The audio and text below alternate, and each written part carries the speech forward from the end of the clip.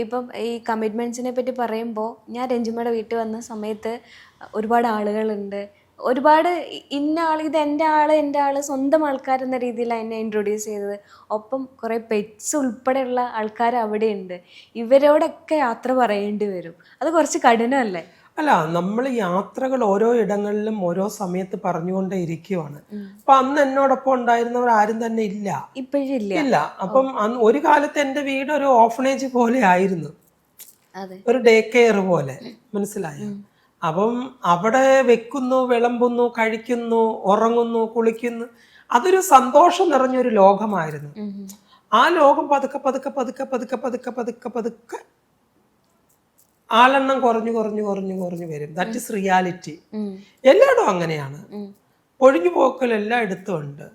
അവസാനം വന്നത് ഞാനും എൻ്റെ കുസിയും അമ്മയും ലാസ്റ്റായി.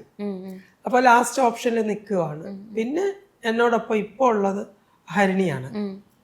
അപ്പൊ അവക്ക് ഒരാശ്രയം ഇല്ല. ഞാൻ നിങ്ങളോടൊപ്പം തന്നെ ഉണ്ടാകുമെന്ന് എന്നോട് പറയുമ്പം എനിക്ക് അവളെ അടിച്ചു കളയാൻ പറ്റില്ലല്ലോ. ഒരിക്കലും ഞാൻ അടിച്ചു കളഞ്ഞിട്ടില്ല ആരെയും. ആരെയും അടിച്ചു കളയാനും പറ്റത്തില്ല എനിക്ക്. പക്ഷെ ഓരോരുത്തരും അവരുടേതായിട്ടുള്ള സമയം വരുമ്പോൾ കൊഴിഞ്ഞു പോയിക്കൊണ്ടിരിക്കും.